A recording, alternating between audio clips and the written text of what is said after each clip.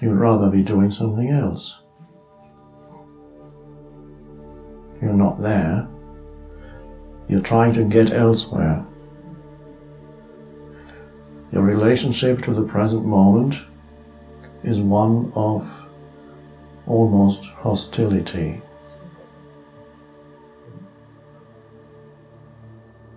In a simple activity, you carry a lot of time.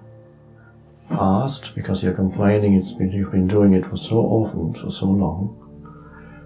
And future, because you carry projection. Will I have to do this for the rest of my life?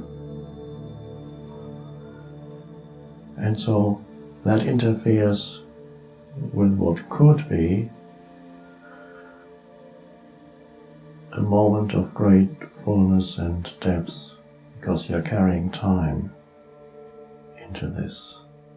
And you're carrying a self into it, a complaining self, a me, that separates itself from the now, is not one with it.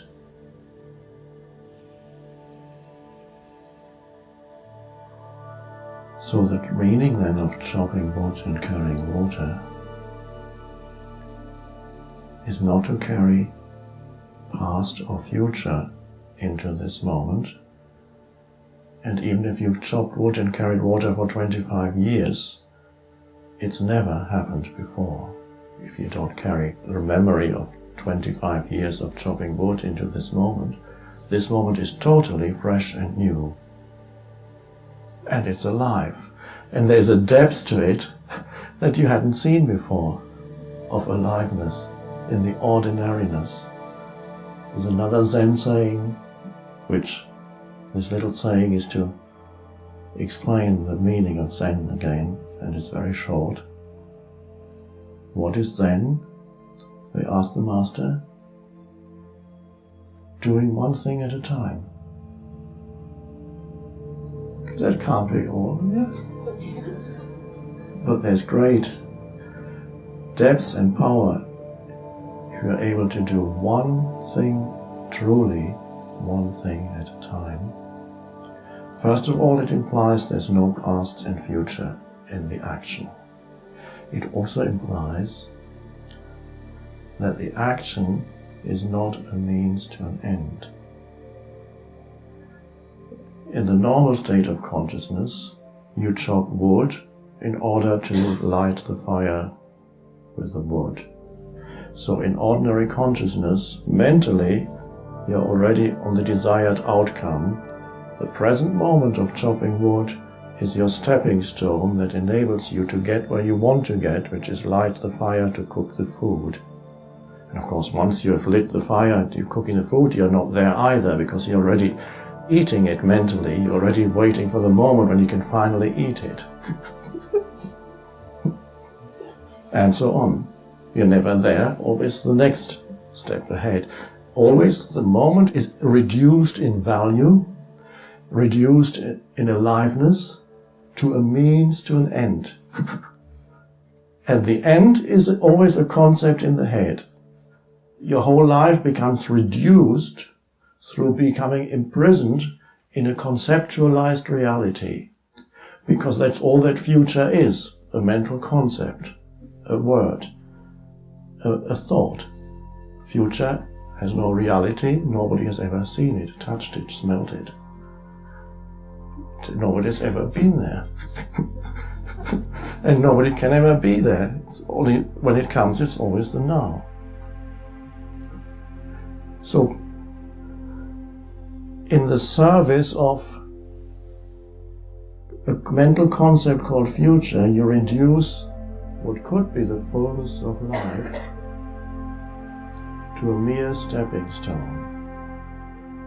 You reduce its value, its aliveness, to that, because you're interested in the next moment. So you're chopping wood and carrying water, but really you're not there doing it. You would rather get this out of the way in order to arrive at the next moment. That's the normal way to live. And that is not doing one thing at a time, because you're already mentally elsewhere, the other thing. a sequence of things that you will have to do later, even worse. You're doing one thing, and in your mind you already have not only where you want to get with this one thing, because that will have to lead to that and that and that, and you have piled up in your mind the things that you have to do today, and each one clamoring for importance. So your attention is absorbed by that, and the minimum of it flows into what you do. And that's called stress. Stress. Stress means one thing pulls this way, the other pulls. You can have stress in metal. When there's a pull, one pull this way and the other pulls that way. And that happens inside people continuously. The future pulls you away and it hurts.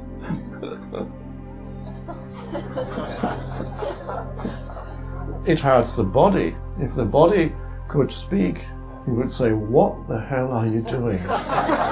What are you doing to me? Are you insane?" And sometimes the last resort of the body says, "I have to make this guy ill because he will never stop."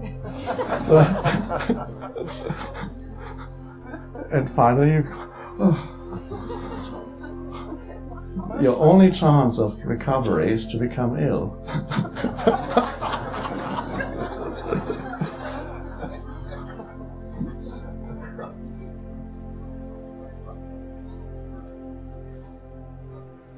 And so, chopping wood, carrying water, points to the possibility of neither bringing past and future into this present moment, but also not making whatever you're doing right now into a means to an end, where the end result that you want to achieve becomes more important than what you're doing now. And realize there is no future, there's always only the now. And to reduce that to a means to an end is insane, ultimately, is already a form of insanity. And when millions of people live like that, what kind of a civilization do they create? And the whole civilization is based on that dysfunction. So millions of people are running around, hyperactive. Stress increases every year in society. Everybody talks about it. They even feel guilty if they're not stressed. Maybe I'm not doing enough. Stress increases every year, and everybody's running around. There's never enough time. Not enough time to do it all in. A piling up of future things. And the children are conditioned at an early age to live in the same mad way as their parents.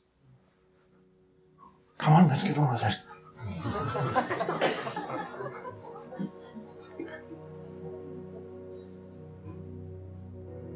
And if you stop anybody and ask them, what's the whole purpose of your running around like mad? Well,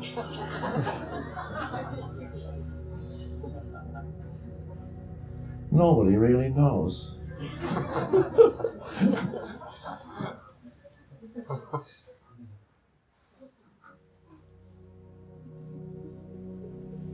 Or they would tell you, well, explain the situation. Where are they running to? Internally or externally running? Well, I have to just achieve this. There's a deadline. I've got deadlines to meet. Can't even talk to you. Don't stop me now. This is normal. The world is full of deadlines these days. I sometimes have to write little things here and there, and there's always, but you only have 2 days. You have to do it in 2 days. Often I don't. Either they wait or it doesn't get done.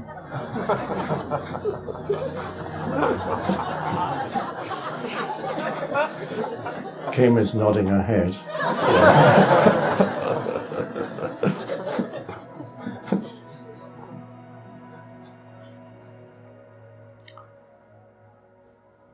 I'm not allowing this world to drive me insane, because the world will do it, because the world is the externalized human mind.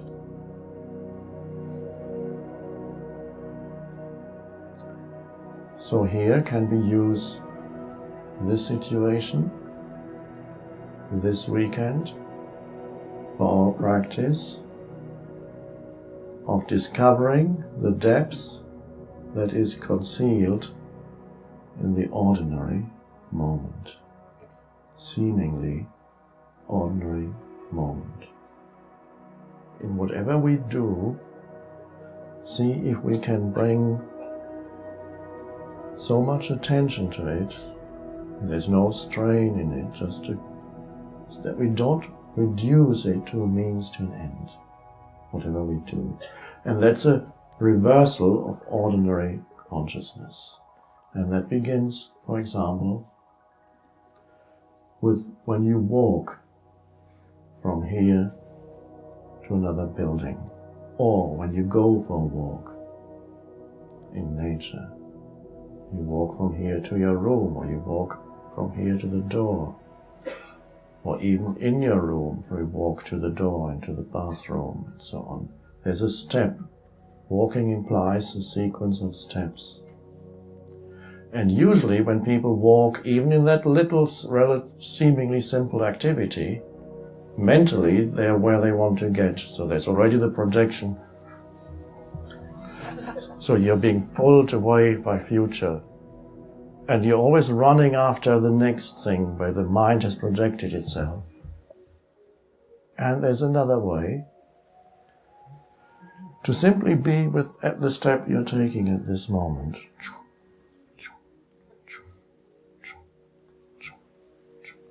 Now, at first, it's a strange way to become aware of yourself walking. You don't have to call it a meditation, although there is such a thing as walking meditation. They do it even more slowly. You can do that, but just ordinary walking, it may well be, yes, that you walk more slowly than you would normally do, a bit more, because normally you're, okay. So you just simply awareness in each step. And it's always one. You can only take one step at a time, ever. So even to say each step is not right, because there is not each step, there's only the one you're taking at this moment, ever, in life. And to become aware of that one step, that something happens then, and we could call that quality. And that's very hard to define. That word came to me many, many years ago. I saw a Buddhist monk who lived in presence, and he was walking up and down, and I said, oh, I can see there's so much quality in his walking. Yes.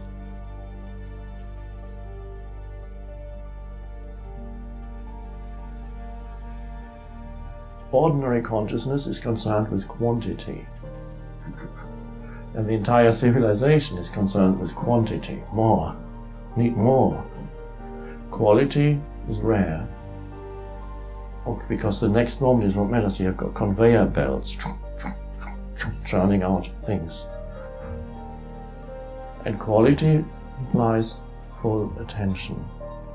And then there's also peace that comes with each step. Yes, as you practice walking in that way, you may find yourself walking a little bit more slowly than you would normally do. It's normal. And then you realize it does not really depend on speed. Once you are able to bring presence into the one step you're taking at this moment, the speed doesn't matter. It doesn't matter when the step, it's always one step. And if you have to run, which may occasionally happen. You may have to catch a train and you're late and you have to run. Then you feel the enormous energy of that moment as a joyful movement without the pull of, I need to catch that train. No, I'm just running. It's beautiful and there's high energy. Or you can, well, let's stay with walking for a while before you do something else.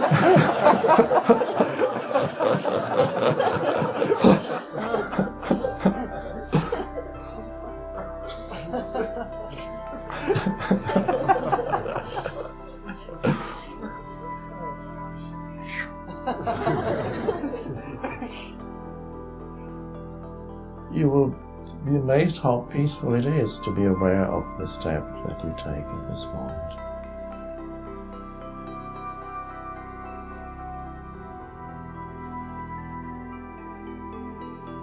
And then you walk also in nature out there.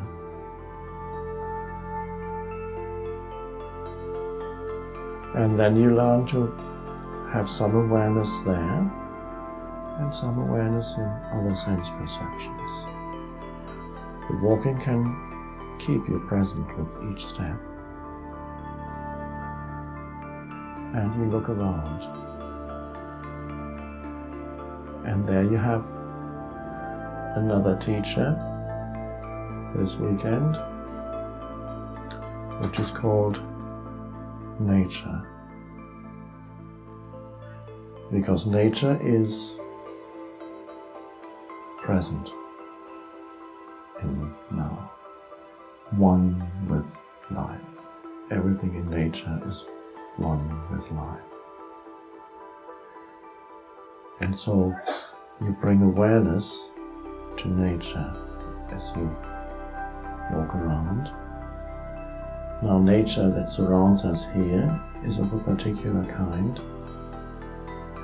Some forms of nature are overwhelming, huge, gigantic mountains, raging streams, or the seashore with gigantic waves and a storm coming in. And sometimes nature can be so overpowering and overwhelming that it sweeps away your thinking. You can't think anymore. It's so gigantic that it sweeps away your thoughts. And it forces you somewhere, especially if there's some danger involved. You're at a precipice and it's stormy and there are gigantic mountains there and clouds coming this way, and the mind stops. Wow. And there's an enormous sense of aliveness suddenly. So occasionally it can happen that nature forces you into presence. But here nature is of a different kind. The other kind of nature that I just described is almost like taking LSD, which I tried once, because there the sense perceptions become amplified. It's as if everything, sounds, visual sense, touch, smell, as if they were all shouting at you, overwhelming. You get bombarded by heightened sense perception, so much that for some people it's their first experience of not thinking, because you're so bombarded with sense perception you can't think anymore. It can be an opening. You're not growing in consciousness, but it can be a glimpse of something, how alive the world can be. And so people go and they look at a teapot and say, wow. Or any ordinary object. Even a bare wall it's almost pulsating with life. And the mind stops. And you feel, I lived in some kind of prison all my life, and so the world is alive. And then gradually it wears down. What was all that? For some people that becomes an incentive for some people that has been the beginning of their quest. There is more than my mind. There's greater depth to reality than my mind. And so you have nature that can sometimes stop your mind because it's so overwhelming. But here this is not the case. And here this brings us back to chopping wood and carrying water. Nature here is beautiful but relatively ordinary. It's the trees of medium height. It's not like a forest in Canada where you go, oh my God.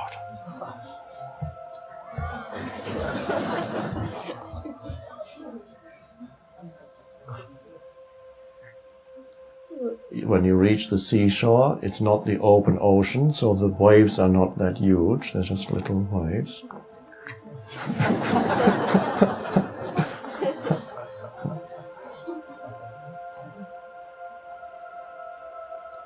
So it's not a place where there are extremes. Maybe the Buddha would have liked it here.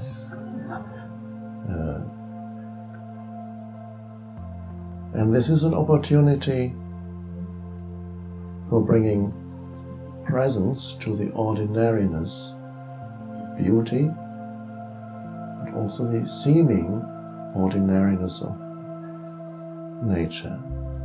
And then look for what you would normally have overlooked. What the wind does to the blades of grass when you look.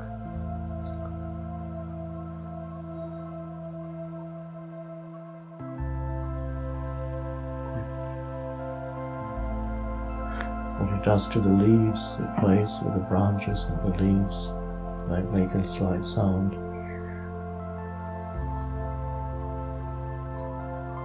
Now to notice that, you need alertness.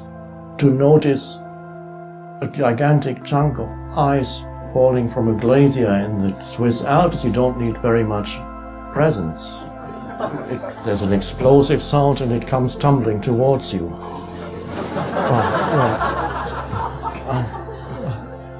But for that subtleness, greater alertness is required. Otherwise you'll miss it. And so there's such alertness that you're not interpreting what you see. You're not saying the wind is playing with the grass. No, it's just what is. And there's a depth and a beauty there, and a stillness in it that you can't explain, nor do you need to. And then you look at a patch of ground right in front of you, grass, and perhaps 2 or 3 kinds of flowers. Some are yellow, some are white, some are red. That take a few hours before they open completely after sunrise, because at night they go. When the sun comes, it takes 2 or 3 hours before they're completely open. And you watch that. Also some movement there. And you discover things that you haven't seen before, that there's enormous life, even in 1 square meter. And you bring awareness, presence to that. And then you walk, and you see a grove of trees, or whatever it is, and you perceive the totality of that landscape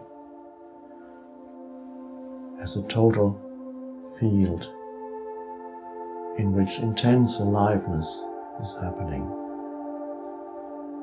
Bringing that to nature, then what nature is teaching you is the state of no mind, no thought.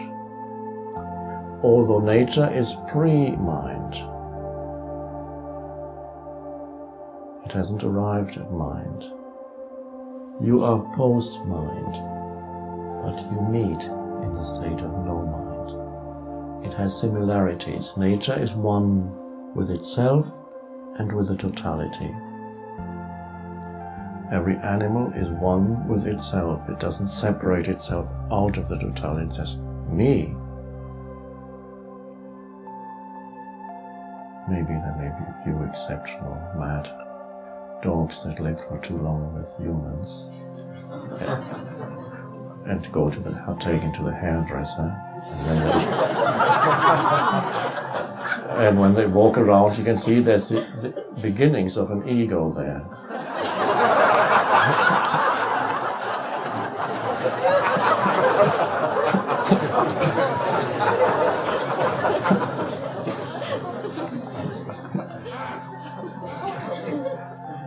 And ego, of course, means having a self-image, me, like a phantom self walking next to me, it's me.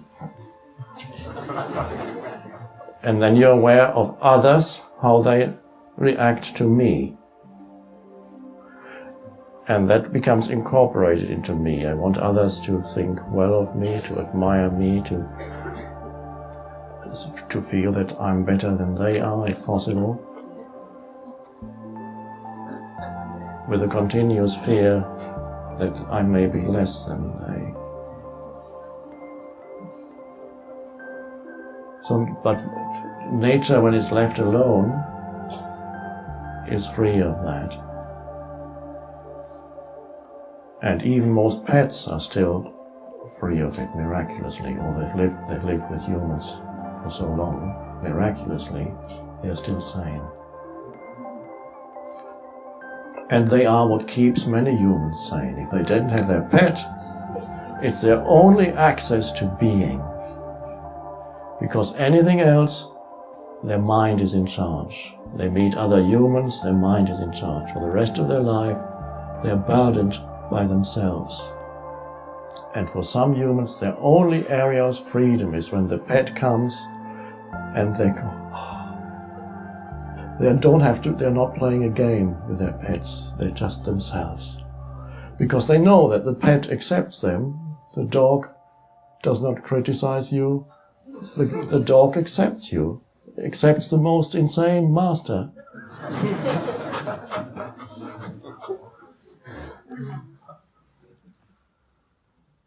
I heard a little saying, God, please make me into the person my dog thinks I am.